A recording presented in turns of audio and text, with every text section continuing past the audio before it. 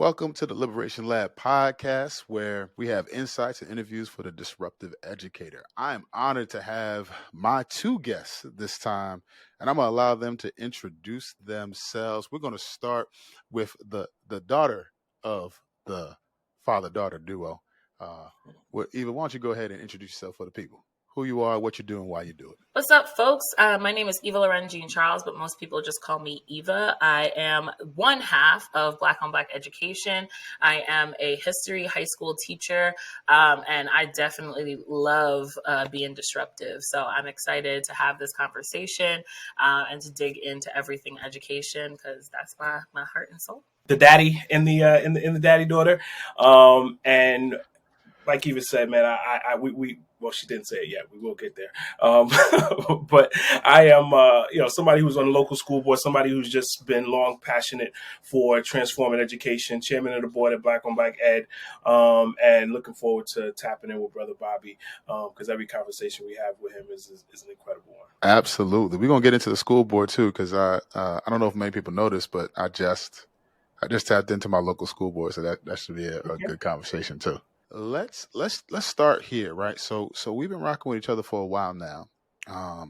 When y'all first started on the scene, there was a focus on centering Black voices.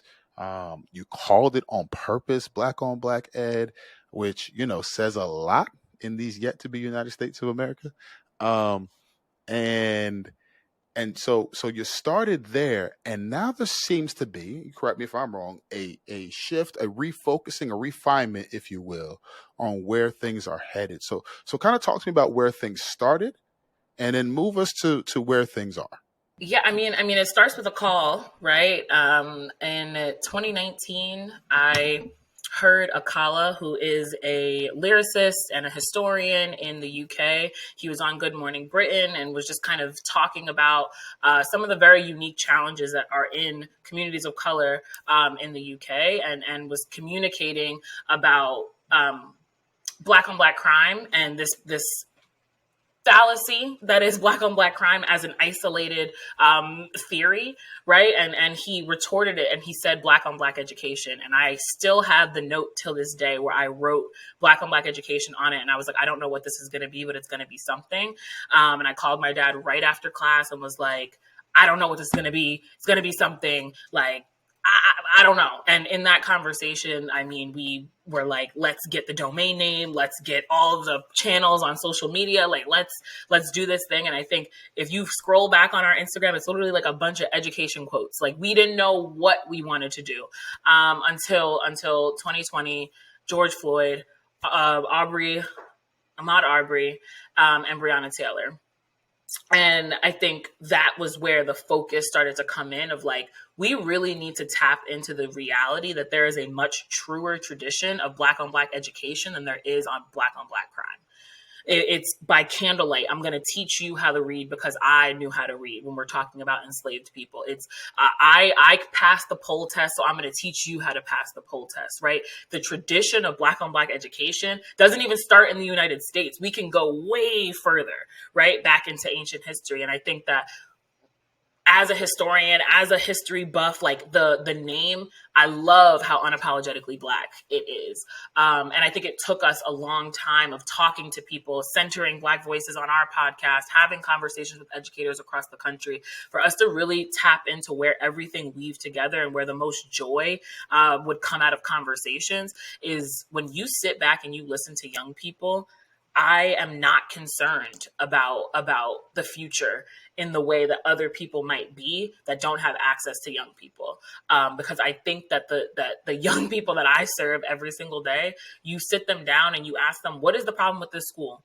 Do. What are the solutions? What should they do instead? Boom, bang, bang, bang, bang. Oh, I've thought about this a lot, actually. And there's just no systems created within our education system to really cultivate that conversation and turn that conversation into action. I think that was where it's taken us years to get here, but like we've really realized that there's a lack in this conversation around education in creating this tradition of using our voices to create the solution, because so many of us are already thinking and critically analyzing the way that the world can be better. We're just not given the opportunity to actually make it so. So you had me making the ugly face when you were talking. I was like, yeah. So that's good. You want to add anything to that, Jamal? I mean, I guess she said everything pretty eloquently, as she often does. And the only thing I would add is Whitney Houston said, "Children are our future," and we act like she didn't know what she was talking about. Like the reality is as we get older, we are going to look back. And no, we're not going to look back. We'll be old, and and we're going to want the world to be a certain way.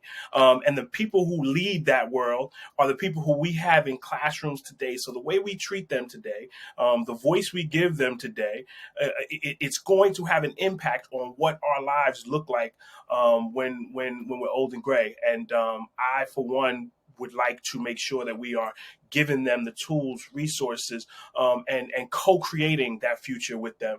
And so this is an opportunity to do that by sitting down and hearing what's on their minds, what's in their heads, what's in their hearts. The flexibility of their minds that sometimes we don't have anymore as we get older.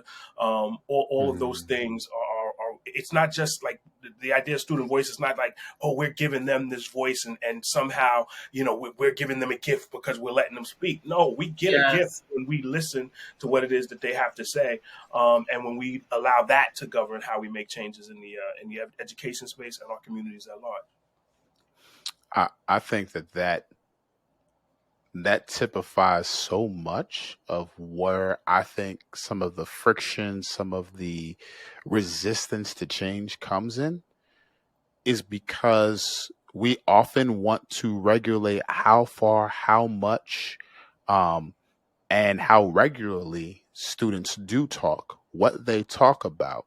We want to police their language just as much as we want to police their bodies, to the point where when we're in educational sectors, because it doesn't look like my preconceived notions of what voice and language should be, then I deem it as something that is inadequate, something not worth listening to.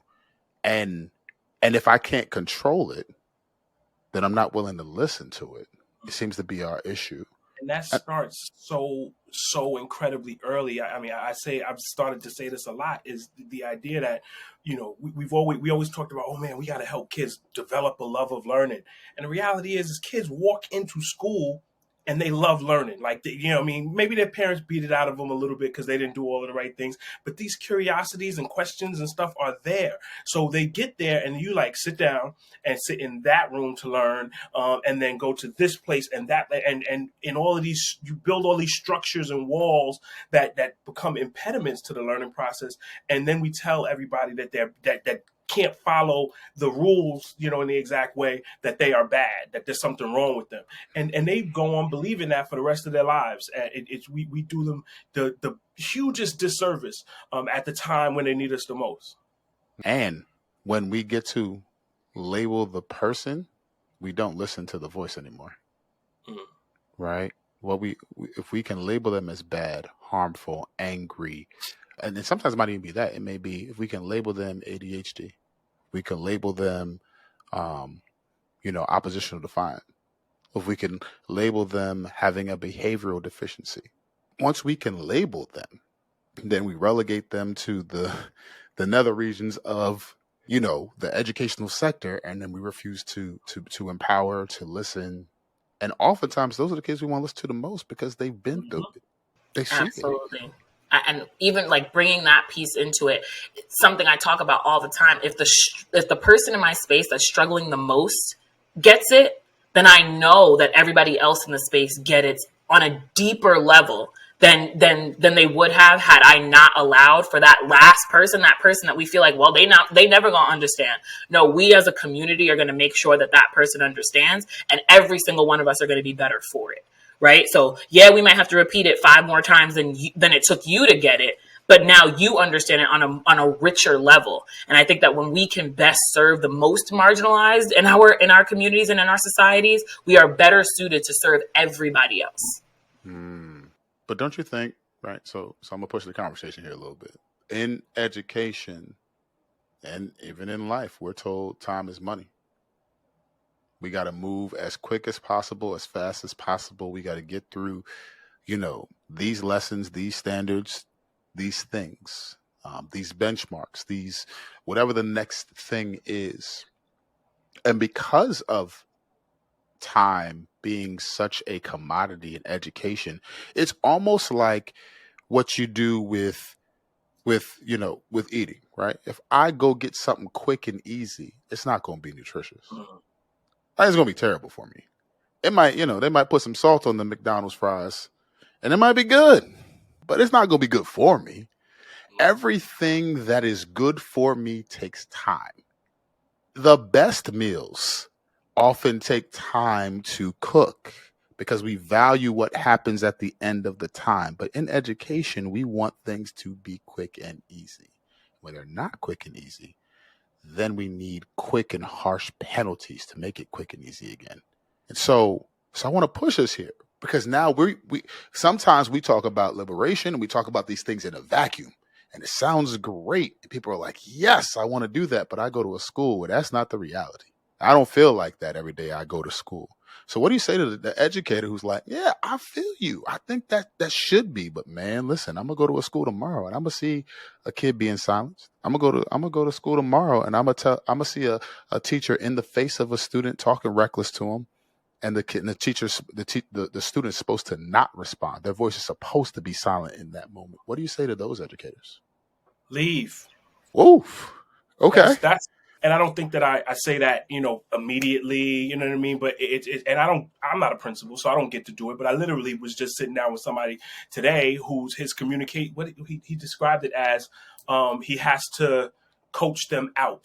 And when I'm like, what do you mean coach them out? He's like, coach them out of the profession. And I had never heard anybody say it, exactly that way before, because he's just like, you don't love doing this. You don't want to really do this. And so I think that it would be super helpful to have strategies to coach people right on out of the profession. And I think we can do more with less if we don't have people who are weights, anchors, on the whole space, because they're a part of getting students all riled up. So now when they get to somebody who does have the ability to affect them, there's a lack of openness that would have been there if this anchor was not wrapped around that student. So yeah, what I would like to say is leave. There's a whole nother conversation to communicate, because we know how difficult that is. Like, I don't get to make you leave, and I don't know if you just got on the school board, but if once you're on a while, you'll see, like, oh my goodness, they did what, and then we can't. It's insane. So leave. I'm going to jump in real quick, and I want you to go, Eva. To your point, there is a notion to which, like, we will protect and defend mediocrity in education to no limit. Right? There are all these protections for people to act up. Right? Teachers will say the things, do the things, but because they have this little thing on their side called tenure, all of a sudden we can't touch or we can't push or whatever have you. And I believe it was one of my good brothers on 8 Black Hands with Sharif El-Mekki and all those brothers. And one of them said the same exact thing. He said, I coached them up or I coached them out. And I never forgot it, and I took it. And if you hear this, brothers, I'm going to take that and not credit you after this moment. Just want you to know. But Eva, I want you to jump in here. So we're talking about student voice and the stifling that happens and all the things. Like, you're a history teacher in high school, and I'm sure you see it firsthand, right? Cause a ruckus. Yeah, no, like my classroom door closes. I'm not sure if y'all's don't, but my classroom door closes. And y'all don't like the food? What could we possibly do about that? I'm not saying that we should do anything, but if we did, what would we do? Here's a thought activity today. You don't like what you learned in this class, or you don't like what you're learning in this class, or you don't like how this teacher treats you. What do we think might happen if every single student in the ninth grade writes a letter to the principal? I don't know what could happen, but maybe if we did it, we would see. But I'm not telling you to do it. I'm just saying that is something that you could do. And I think that like giving students through the mechanisms that you have, right? I work at a school that I have a lot more freedom in my curriculum, right? We are not coaching students to like take the regents and do amazing. Like we want you to graduate high school. And so if this regents exam is what's going to get you there, we want to get you to the point that's going to get you out of here. But like you knowing every single dot and date and all the things is not important at my school, which I am grateful for. One of the very few things I am grateful for. But I mean, I think just to answer the question, like if you're a student, if you're a teacher who's feeling stifled in the space that you're teaching in, I think the big thing to do is like, what are the small ways that you can create a ruckus? The way that you can be punished, or whatever the conversation is from your leadership as an educator, or the negative impact that there will be to your career. I think that same negative impact is not going to exist for the young people. And so when you empower them to do it themselves, and you empower them to say the things that you know that you want to say, but don't feel empowered to do so. Because Bobby, you said like the protection for mediocrity, the empowerment of mediocrity, giving these people schools, giving these people access to people's children, and just like, and we'll wait 3, 5, 10, 15 years until we're like, oh, wait, this doesn't seem to be working, right? And like, that's the snail pace of the education system right now. And it requires, I'm not going to wait anymore. And if I have to use my students, and I have to use the way I be using my parents, I know them parent calls are frustrating. Figure out in the beginning of the year what parents are about to ride or die. Because the amount of times that I have said something over and over and over and over again, I'm like, you know what? Let me call Miss Yolanda, can you come in and come rip and run through the main office? I didn't do it. I just told her the 3 or 5 things that she should probably say, and I to get the reaction that she needed to get. So it's about leveraging the community around you. The community exists. It's there. The kids are oftentimes, if you're that teacher that they're always coming to your classroom, they love you, that they know that you're on that type of time. They already know your energy. So you just got to show them that you're ready and willing to stand behind them, because they don't need you to stand in front of them. They don't need you to stand up for them. They can do it themselves if they feel empowered to do so. So I think that we got to use our kids a lot more, use our parents a lot more, use collective action as educators a lot more, because if one person's saying it alone, it's one thing. But if it's a bunch of us saying it at the same time, it becomes harder and harder for the system to say, and I think and then the last thing that I'll say on it is I try really hard not to think about the system as this mystical, magical thing that like we're all entrenched in. Like, the system is people, and the system is the choices that those people make. And the system that I'm working within in my school building is a much easier fix than the system at large. And so when we take a second to like, yep, the system at large is there. It's always going to exist. It's always going to be a problem. It's always going to be looming over us. But what are the things that I can do in my space? What are the things that I can do on my grade team? What are the things that I can do in my school building that can shift and change the narrative for these kids? I was just having this conversation today with a client. We were talking about how often we are looking for that one person to tip the scales in our favor. You know, the next Martin, the next Malcolm, the next Fanny, the next Shirley. And so we're looking for them, but it's like, what's in your hand? What can you do? Right. And so, and I think part of the problem is, and this is where I'm going to turn to you, history teacher, because oftentimes we look at history through highlights. So every time I turn on Sports Center and I want to see what happened in the game, they remove all the boring parts. Thank you, Sports Center, because I just want to see what was exciting. I want to move through it, and that's it. If LeBron dunked on somebody, show me that. But if Russell is bricking off the backboard and it looks terrible, don't show me that. I don't care.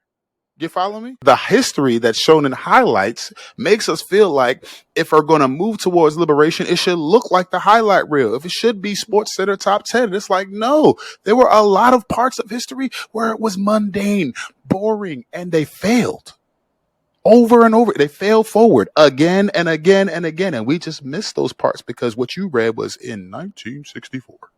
It's all highlights. Right. So could you speak to, and this is for both of you too, because I think there's a lived experience that we have here that I think we could tap into as well, is when we're looking to move things forward, how we can overlook the mundane, but that's necessary. I'm a skills based educator. And I say that because I tell my students on the first day of school, I don't care if next year I ask you any question that has to do with content from my class and you can't answer it. I don't care. Now, if you know how to find the answer, I did my job, right? I did my job. Because if you're not looking at me like, I don't remember, and then you just gonna sit with that and be comfortable in that, that's the problem. I work to create constant investigators, constantly asking questions. My students all the time, why can't you just tell me where it is? Do you think somebody is going to just tell you where it is when you're an adult? Do you think somebody's just going to tell you where, like, that's not what's going to happen, right? Everything that we want and like everything that's worth having in life is going to require investigation. And so literally before we got on the call, I'm talking to my dad today and I'm starting my slavery unit. Woo! Woo-hoo. And so we're using the 1619 project to support us, and we're focusing on revolt and rebellion, right? What are the ways that folks revolted and rebellion during slavery in the United States context? And today was just like, what do y'all already know, right? And I had a student was like, Martin Luther King. I said, oh, okay. So no. Okay, when we talk about slavery, no, that's not it. But I can see how we got there, right? Because most of you only learn Black history during Black History Month. And when we tell you a bunch of highlights within 3 weeks, because we know we got that break in February, so you only in school in classes for 3 weeks out of February, and it's going to feel like all of this stuff is crashing in. But what would have been different had you gone back behind the teacher and said, let me look at this. Let me investigate this. Let me read an extra thing. So it's not to say that at 14 years old, at 13 years old, at 12 years old, I'm expecting you to want to be a historian. But as we get older, and as y'all are looking at a world where there are a million things being hit at you all the time, you have to learn how to investigate. And so I think the mundane is what I require in my classroom. It's you have to keep looking. You have to keep searching. You gave me 3 documents. I want 5. How many more research articles can we find? Where is the counter narrative here? And they'll be like, Miss, you sent my paper back 3 times. And I did. I'm going to do it again. Because I don't need, we can look at the mundane within history when we sit down and we go through, this is what happened in 1925 and this is what happened in this time. We can do that, or we can show them what it feels like, and then show them what it feels like to get the thing at the end and feel proud of it, right? And know that they worked hard for it. They know in 307 they ain't getting no grades for free. And I don't even want to think about the grade. I don't talk about the grade until we get to the end. But during this process, you're going to give me what I'm asking for, not because it's what I'm asking for, but it's because when you get there, what I'm teaching you right now is not for now, baby. It's not. But I promise you in 10 years, my number will still be the same. And you could come thank me. And I will appreciate it. Okay? I told my kids, if I don't have one of y'all give me a show after me, I'm going to have a problem. Quinta did it with Miss Abbott. I'm going to need y'all to do it with Miss Eva. Because listen, I be putting y'all through it. But it's because I know that one day you're going to look back and think about that you're not going to accept anything at face value, whether that's with a relationship, whether that's with a TikTok, whether that's with a college assignment, or whether that's with a job. You're not going to take things at face value because we have to figure out what's underneath and what it's going to take to get to that end goal, whether it's the paper, the essay, the job, etc. So I don't know if that fully answers your question, but I think it's showing them what it feels like to come out on the other side. That's good with a T at the end. Good. Yeah. And Yeah. it's I mean, some of that relates to just, some of the fundamental changes that there are people trying to make, people who focus in on kind of mastery based learning, where instead of, okay, let's all sit down here and everybody needs to know this at this time and this at this time, and whether if you still didn't get this, but we're on to this and this, and now you're behind, and this is how people are behind for the whole entire year. So instead of us saying like, wow, you got 10% of the questions right, we are going to celebrate that. Your highlight is that 10% when you got that right. So you got a 10 on a test. On the normal way of that we think about a 10 on a test is that is an F, and you are one of the dumbest people in school, because what I'm saying, you didn't even get a 50, you got a 10. No, we're going to celebrate your 10 so that we can celebrate your 20 and your 30 and your 40. So all of those mundane pieces that are, kind of in between the various different highlights, your highlights come, when your highlights come. And that, I think, just from a mindset perspective, it changes the nature of how a student interacts with the act of learning when they get to celebrate along the way. And Yeah, so, that's in good. terms of just your specific question around when all of those other times and things, obviously there's only so much you can teach, particularly if it's just in February.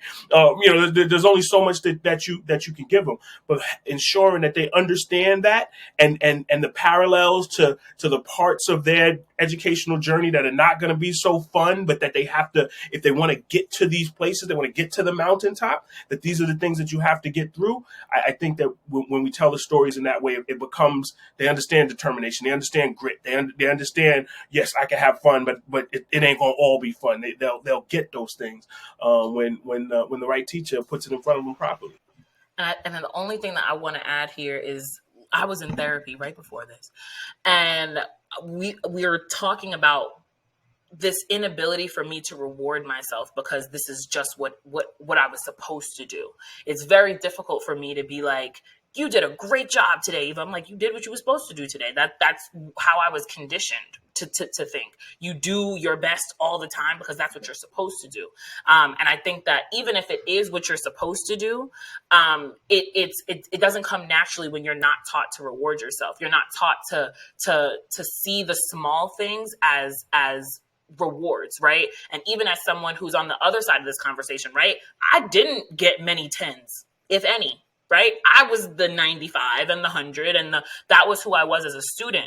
And what that didn't teach me is that there's always more to learn. And so when you're teaching students through this skills base, when you're teaching students through this mastery base, when you're teaching students to dig through, investigate, and figure out how to create their own learning path, it there's more room for them to learn that they have to be excited about what they already know how to do and how what they already know how to do is going to support them, because then they don't think that they've arrived because they got 100. Because we ain't 100% rid of racism. We ain't 100. We ain't.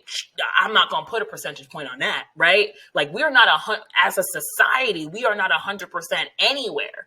And so if we have a bunch of young people thinking that I did great because I got 100s on everything, then we are doing a disservice to them. Because when it's time for them to create the next thing that is going to change the trajectory of our world, their creativity is stifled, right? And we have to avoid that. So I think sometimes we have these conversations that we dig into the student that's struggling. We got to dig into the students that are doing well too, because the system is not created to create successful people, successful on their own metrics. And so if we're not giving them the opportunity to figure that out for themselves, then we are doing them a disservice. I think that, so there's so much I want to dive into off of the heels of what you both said, and there were two things off the rip that I think about, and I want to go to this first one. Recently, I think it was like yesterday or something, I posted about how we often think that Black exceptionalism has to be our go-to for existence. That Black normality, just being Black and regular, isn't really an option, right? And so if our default mode is Black exceptionalism, and that's what we aspire to, right? Part of that, and this is just me thinking out loud here. So anybody who listens to this later, Bobby said, I'm thinking out loud here, so I'm open to pushback. I think that part of the reason, like, I think Black exceptionalism has done a disservice for all of, like, for all the many faceted ways of blackness that we exist in, because what it said is, one, if you abide by and adhere to Black exceptionalism, it'll serve as a shield for white supremacy. Mm, And two, if you buy into Black exceptionalism, either it not only will it be a shield, but you'll be rewarded in a world made for whiteness. mm, And what I want to push back on is to say, one, we shouldn't have to condition ourselves to, again, who is defining what exceptional looks like? Where is that coming from? Are we defining ourselves for ourselves, or are we allowing for other voices, other gazes? You get what I'm saying when I say that, to come in and to say, this is what it looks like for you to be exceptional. No other people group got that. There's people out here who could be really regular and get a whole bunch of money for doing it. Mediocre jokers. talk about it.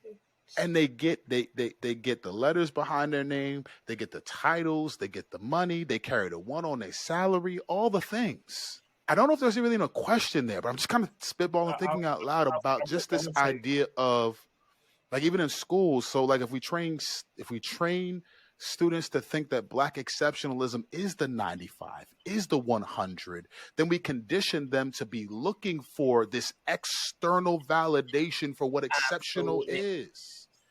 And that's the Absolutely. danger, I feel like. Please speak to it. I could keep going. I mean, what came up for me is that is that, yes, it's a shield, but it's obviously, and you mentioned it, but without saying the word, but it's a shield, and it's also a sword.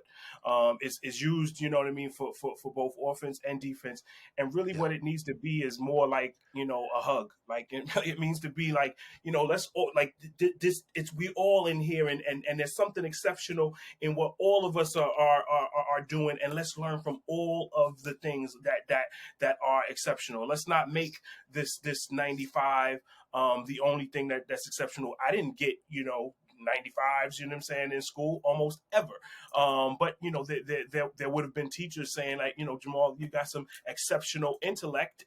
That just means that there's mad people with that exceptional intellect that don't work inside of this just completely abstract system that's been created, that's not designed for the way most people think. And even for the people that do think that way, it does them a disservice too.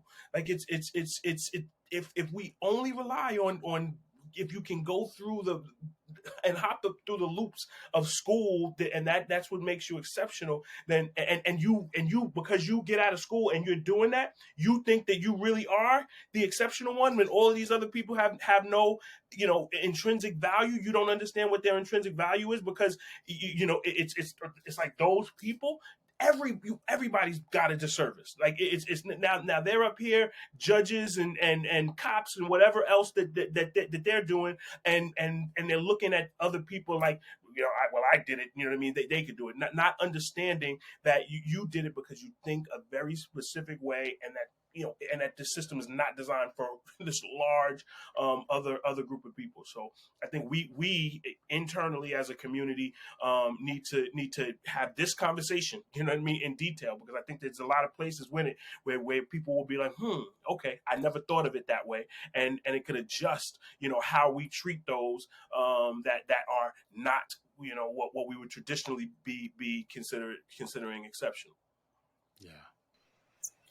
Yeah, and I mean, I think the only thing that I have to add, because I agree so much with everything that's been said already, but I just, the way that our current education system works does not see the humanity in the people who it's meant to serve. And that just becomes apparent time and time and time again. And then we can think about the history of education in this country, and then we can start having the conversation around why that is, right? But if we're just talking about the here and the now, we think about education as how much information students can show that they have learned from someone who is flawed. I am a teacher. I am flawed. I only know a certain amount of things. I tell kids all the time, you ask me a question I don't know the answer to, let's go figure it out together. Like, because I'm able to realize that I am not this all-knowing being the way that I thought my teachers were all-knowing beings, because they didn't show me, or many of them didn't show me, their humanity in the way that I try to show my students. And so I think that the thing that comes up for me here most is Black exceptionalism, white mediocrity, whatever we want to have, whatever parts of this we want to have conversations around.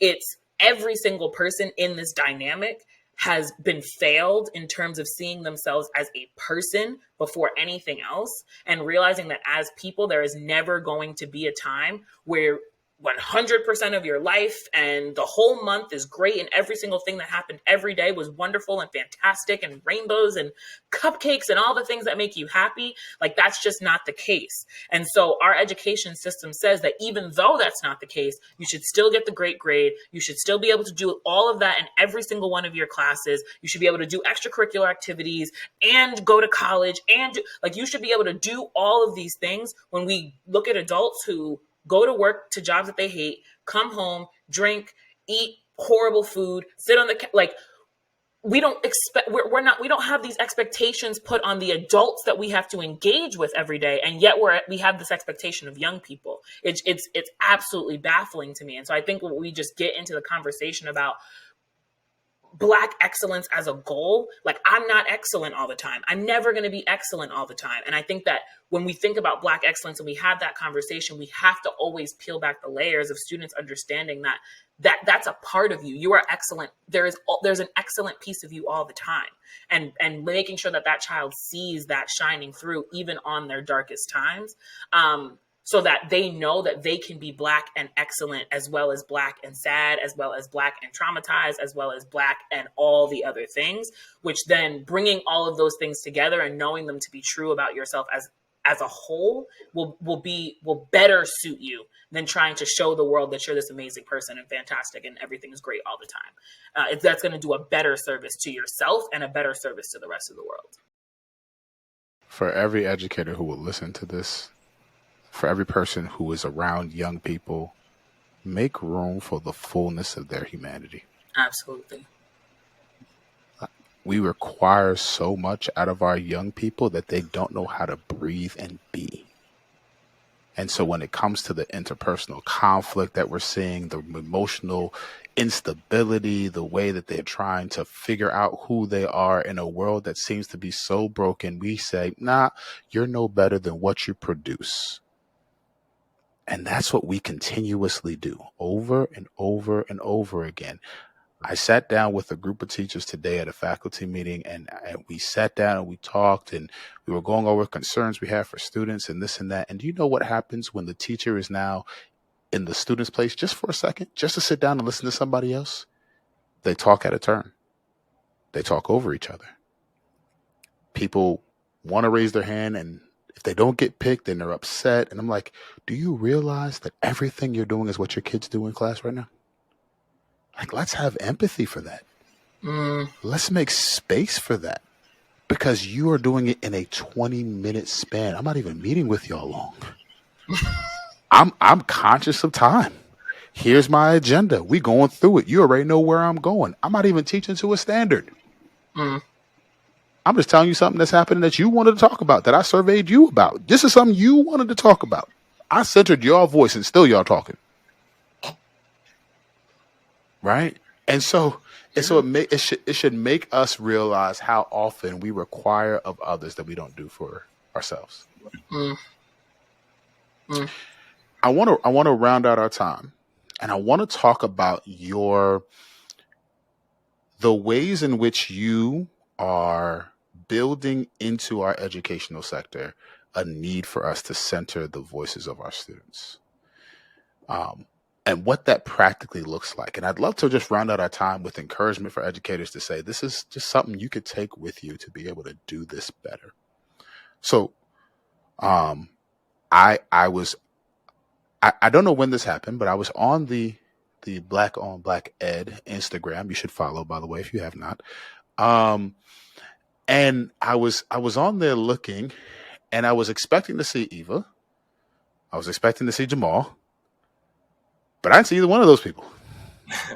Yeah. I saw a young, beautiful black queen talking and leading from your platform. So talk to me about how that came about.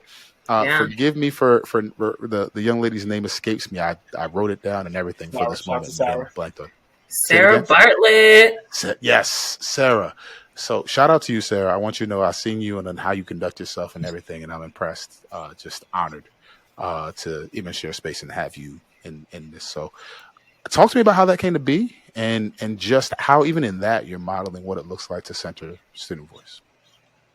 It's so Sarah is. I have known Sarah since she was in sixth grade, seventh grade. So I went to a middle high school, and so Sarah was one of the young students that kind of I took under my wing and was somebody who I loved, and but we became friends and built a friendship through track, and we kind of fell off for a little while, and then again 2020 happened and the world connected in a way that I had never seen before in my lifetime. And so we reconnected, and she started to intern for Black on Black education. And all these years later, we thought about what is a way that we can amplify her voice. And so Student Teacher was born, right? And so Student Teacher is an Instagram live series that's actually coming back February 1st. So if this is coming out after that, make sure that you tap in on Black on Black Ed to check out the dope work that Sarah is doing. But she's going to be highlighting the voices of young people, young activists, young just folks who want to see the education system look differently. And so we want to create opportunities for young people to have their voices centered by themselves on their own terms, right? Sarah develops the questions. She decides what they're going to talk about. She just that is on them to do because we don't need to dictate what that conversation looks like, what it feels like. We want them to be able to share their voices in a real way. And I think that as teachers, students, staff, leadership, we should always create those opportunities for the young people that we're serving. So Student Teacher every Wednesday, Instagram Live. We're going to work on consistency being key this year, and we're excited for that kickoff tomorrow night. Yeah.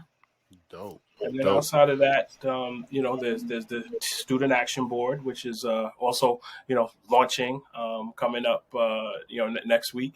And so the practical ways there is literally sitting down with students to have co-created a curriculum that they will be able to utilize to really, really, really take the pulse of what's going on in their own schools, what's going on in their own communities, what they're curious about, what they don't like. We're going to shine a light on. We say students got something to say, and so it's providing a megaphone, I guess would be the better metaphor, so that we can hear what they have to say, and making sure that as many people as possible get to hear those things, and all along the way providing kind of mentorship and guidance and all of the kind of things that are going to help them develop their voice. I've been giving speeches for 20 something years, and I can help a little bit with that, and they appreciate it.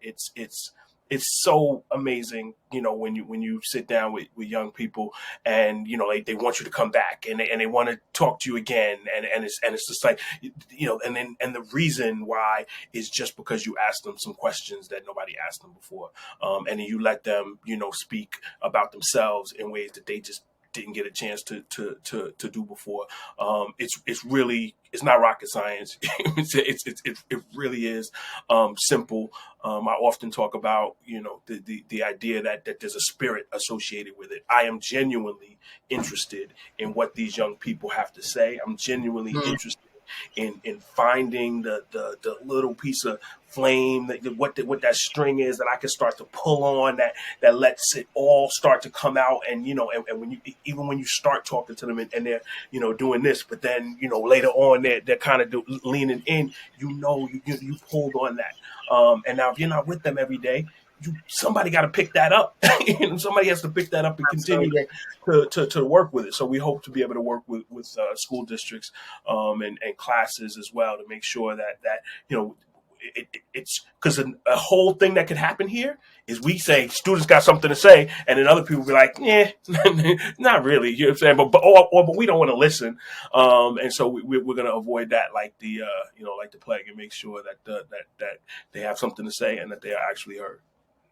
Now, what I know just from building Liberation Lab and everything like that is that when you have a creative masterpiece that you're working on, that you pour your heart and soul in, when you're working diligently to build a brand that people can recognize so that you can maximize your mission, it is a lot to say, I'm going to give this mic, this voice, this control over to someone else at all, let alone give it to a young person who may not have or may not see things the same. Like, so even in that giving over, I think you're modeling for our educators who are serving young people what it looks like to surrender control.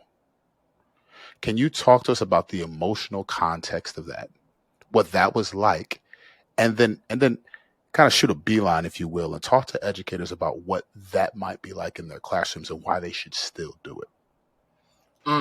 Let's say really quick, and then I'll pass it, directly over to you. Even but the real quick version is, like, who would we be if we're talking about student voice, but then we don't give them a chance to actually exercise it? Like, what like, where would we be coming from? So that's kind of the perspective on why we have to be able to do that. And even if something goes wrong or things to that effect, it's everything don't go right when we talk either. So it's we have to be able to hand this over to young people. So go ahead, Eva. Yeah, I mean, it's so funny, like the it's not funny, but like the question around, like, what was it like to relinquish control? Like, when I tell you, the whole time I'm sitting waiting for the Instagram live to come up, and I'm like, oh my gosh, they're gonna do so good. Like, it's gonna be so great. Like, I was so excited, and I wish that I had like time lapse recorded my face during the first student teacher, because the entire time I'm like beaming, I'm in the chat, I'm like, you better go, girl, like, you're killing it. Like, I just loved it, because again, the amount of times that I had kids cuss in my class, I've had kids have full blown breakdowns in my class. The amount of times I've had students just like shut down completely in my space. And what I have learned is that if I try to force that child to behave and act the way that I want them to act in that moment, I'm denying a part of themselves. I'm telling them that what you are and who you are and the way you're showing up right now is wrong. I've cried at work. I've had episodes where I'm yelling and screaming at people at work. I have gone there because I'm a deeply emotional and passionate person, and I'm okay with that.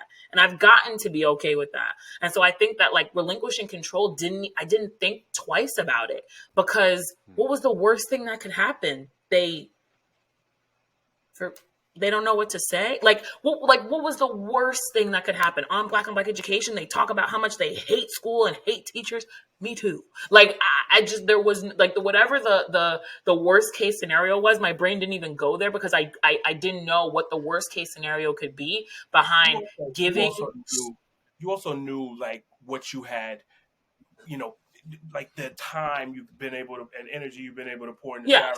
She's been a part of the organization, outside of student teachers. So, we weren't just, relinquishing this to somebody. It was a random person.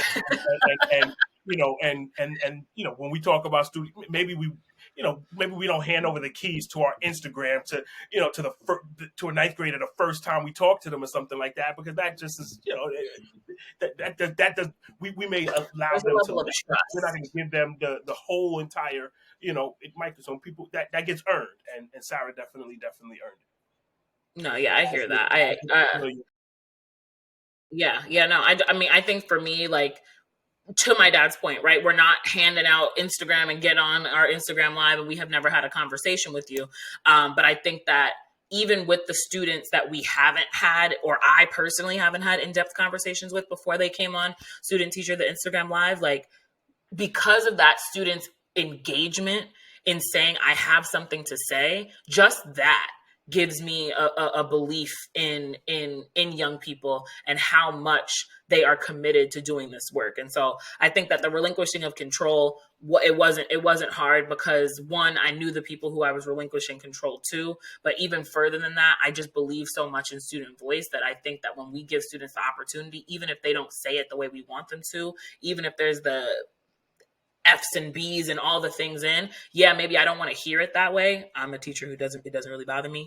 But teachers, it's okay for you not to want to hear language like that. But sometimes that's the only way that child knows how to express themselves. And if you police the way that they express themselves, they might decide not to express themselves at all. And so I guess that last part of your conversation, or of your question, Bobby, around like, what are the things that teachers can take with them, is how once a quarter, it doesn't take much out of your curriculum for once a quarter to have students come in ready to work and be like, we're not working today. Let's have a circle about how we have been engaging in this class, what you've been learning that you enjoyed, what you've been learning that you haven't enjoyed, ways that I have been behaving in this space that hasn't been working for you. Wait, and then take your turn to listen, these are ways that y'all have been behaving in this space that haven't been working for me. And use those quarterly check-ins to really build and cultivate relationships with your students. Make sure that you are plugged into what's going on in the world and give them opportunities to talk about those things. One of the most impactful classes I've had this year was the day after Takeoff was murdered. Right? Was because we stopped, and we talked about what that made us feel. And for some of them, it was like, I don't feel anything. And I gave them the space to say that, because that showed me that I had to talk about humanity in my space more, because that I had to do that more. And so, yeah, at the end of the year, there's going to be hundreds and hundreds and hundreds of U.S. history classes that know facts, figures, that way better than my class. My class is losing that game. I'm telling you that right now. And I love it, because my kids are going to investigate, they're going to work, they're going to push themselves to know what's on the other side of it. And I think that if you take the time to pull away from what you learned in that teacher prep program and what the textbook on teaching tells you about what it means, sit down, take the time, talk to your kids, do quick exit tickets, do surveys after every unit, and take the little bit of extra time that it takes to go through that. One of my mantras lately is slow is smooth and smooth is fast. If you go slow, things will start to move smoothly. And when things start to move smoothly, it's going to start picking up. Take the time in the beginning of the year. Take the time when you need it. Take the pause. Self-care doesn't just mean yourself. Give yourself give your space classroom care. And then the next day, they're going to learn easier and better, because the way that they're tensed up like this all day in school, I walk into other classes and see my students like tensed and holding on, and they come in my room and they like, Miss, what we learning? They're allowed to be a little bit more of who they are. And that makes it easier for them to learn. Yeah, this was a whole love letter to myself as a teacher, because I'm doing it and I'm proud of myself. So I'm gonna stop talking. I love it. I love it. I think that I hope that when educators listen to this, when it is released, that they realize that valuing student voice means finding a place for it to exist. Valuing student voice means creating an ecosystem where their voice matters, and not just matters when it comes time to do the light and trite things that you do to, about me, or they're creating their little things in the beginning of the year, but it matters when you're making a decision about how to move forward in your class. It matters when somebody's created harm in your classroom. It matters when you're making a decision about how your classroom is going to flow, and maybe they don't want to go from the traditional flow of gradual release where it's large group instruction to small group instruction and individual. Maybe they want individual first to just breathe, and you let them tell you that. and you adjust to make sure that all those components are there. Like I hope that valuing student voice isn't just a matter of convenience, but it's a matter where we feel like this is the commodity of our classroom. This is the thing we need to Absolutely. really do, right? Absolutely. And I appreciate y'all pushing us um, to that end. I have so much more I want to say and ask, but I want to honor your time. So here's what I want to do, and I want to Let's kick it do to you first, Jamal, because I want to ask you our final question. And so y'all know last time we were rapping, I told y'all to define liberation for me and how do you pursue it. This time around, I'm asking you if you had three wishes that could change education as we know it. Three wishes that can truly bring liberation to our educational sector. What three things would you wish for? Um, I can go real crazy with my wishes because part of me would wish for a time machine so that we can go back to the beginning of COVID. Because in the beginning of COVID, I said that if we go this, I've talked to everybody willing to listen. Like this is an opportunity. You know what I mean, to hit the reset button and really rethink things. And if we go back to things the same way that they were, then kind of shame on us. And I think that's exactly what we did. So it's we I wish for the space to change the system in a revolutionary way as opposed to an evolutionary way. Evolutionary is this these little tiny movements, but where something can be truly, truly, truly revolutionary. That's the number one wish. Um, Mm-hmm. the following that would be it would relate directly to student voice and the idea that we are focusing the entire system around determining what is the best version of this young person in front of us. What is their highest possibility? Like what their individual highest possibility, that we find some different assessment protocol because the one that we have is not working to answer that question at all. So we find a way to assess what could this person be really amazing at, and then we utilize the education system to deliver that.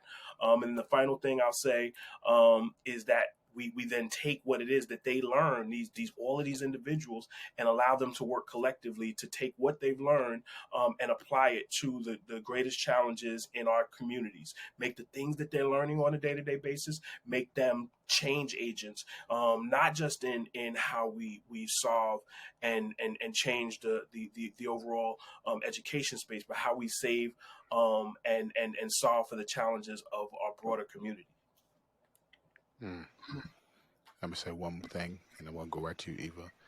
What you just said reminded me of um, so often because of the banking model, right, to borrow from Paulo Freire of education, we think we're depositing and we're not drawing out of, which is true education. And one of the things that I think we can do practically to do that is to help students learn who they are. Right? They're learning who they are. So all the things that we do as grown folks, you got disc profiles, you got Myers Briggs, you got personality assessments, you got all these things that teach you about, oh, these were maybe your strength finder tests. What about getting these versions of these assessments and having your students take them so they can learn who they are and how they arrive in your classroom, and just creating space for them to do that? Oh, it says here that your strength may be in your ability to use your voice to advocate for X, Y, and Z. I see that, because when you get upset, you're gonna tell me how you feel, and that is a strength, right? We just made space for that. I just wanted to say that real quick, teachers, if you're listening, get those things in your classroom and see if students can learn about themselves to be able to amplify their voices. Back to And you, Eva. holler at me in that regard with the Gallup Strength Finders, all of those. Like I can come, I can get the profiles. I can walk students through that process. It's super duper important. So real Look talk. at that. Jamal's the plug. Talk about it. Love it. My three wishes. Uh, every student gets an IEP. Every single one. Every single one. What's your independent learning plan? Do you learn better in the morning? Do you learn better at night? How many times a week do you need? Like every single child getting an IEP, the highest flyer, and the student that's struggling the most. I think every single child having an IEP that will take them through their educational journey, having that time every single year to tweak that, having the student be a part of the IEP process at a level that is much higher than what's happening in most spaces now, have them understand and be able to communicate their IEP at the same level that the special education teacher can, because they understand intrinsically what they need, which gives them the tools to be able to advocate for themselves, not only in a school setting, but also when they go out into the world, because the reality is that they don't have IEPs like in the workforce. But if they know how to tell their employer, I need this, and this to be successful, they're more likely to get those things. To every 5 students, 1 teacher, and what the teacher is and what the teacher's profession is doesn't necessarily mean that they went through a teacher preparation program, right? But 1 teacher, 1 mentor, 1 support system for every 5 kids in a space. School counseling for all. I had a student, we were watching The Hate You Give. And during the scene, if you've seen the movie, when Khalil is shot by the police, and I had another student was like crying. And I had another student say, you ain't never seen somebody dead before?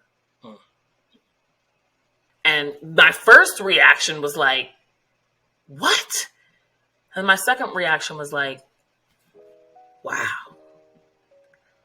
And then we had to have like a whole, like literally for the rest of the class was having a conversation around like why, 1, there was a lack of empathy in the way that you said that, right? But then like there's a conversation we need to have about you and your experiences, and you having somebody to break that down to, right? And the reality that so many of y'all in this space were like, yeah, miss, like I've seen someone get shot before. I don't understand, like, what do you mean? Like, what's the problem? Wow. And students really having a hard time picking that apart, and in the end of the conversation being like, well, yeah, like there are people who don't see people get shot, and I'm like, that's correct, right? And I think that that's something that we would want in our community, right? And they're like, yeah, like it would be way better not to see people get shot. And I'm like, yeah. And maybe we should be a part of what that looks like. And they're like, yeah, like there should be more people being a part of what. And so like but again, had I not stopped and been like, well, that kid. Yeah. So school counseling I'm not a school counselor. I knew how to guide them through that conversation, but that child should have someone that they are speaking to on a weekly, if not more often basis about their experiences, because that is trauma to think that this is normal. And so those were the 3 that came out the bat for me. I'm sure I have a million more, but I think those 3 would make a world of difference. Popping into my mind, like, oh my goodness, there's so many things that I would wish for. I want to wish for more wishes. I should have made that one. He did not give the caveat. You could have.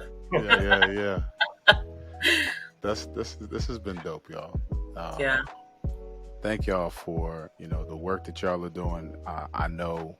For me, just publicly on record, y'all are family. So I appreciate, what y'all do, what y'all mean for education, and the love y'all show to so many. So onward and upward, man. And we're gonna keep rocking and rolling. So I appreciate y'all.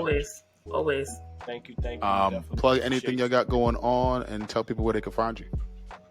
Well, Black on Black Education is a 501c3 nonprofit, so we accept donations 365 days a year and 366 on leap years. So please make sure that you tap that donate button at www.blackonblackeducation.com. You'll be supporting developing student action boards and at minimum 10 schools across New York City in the next academic school year. And you'll be supporting helping us pay students for the work that they do in building our curriculum and supporting us in making very integral decisions around where Black on Black education goes. We have a youth advisor board that checks us when we need to be checked. Because again, the young people is who we do it for. So if it don't make sense to them, it don't make sense to do it. And so at Black on Black Ed on Instagram, we don't really be chilling on Twitter, but if you want to, at Black on Black Ed. And I mean, hit us up. Our DMs are open. We love having conversations. Bring us on your podcast. Let's talk. Like, let's do it. Dope. definitely appreciate appreciate your y'all. time and you sharing your space with us, man. We definitely never take that for granted, man. Thank you so much. Ever. Always. Forever, ever. Ever, ever. You better keep that in. 100%. It's that. Good night, everybody. Night.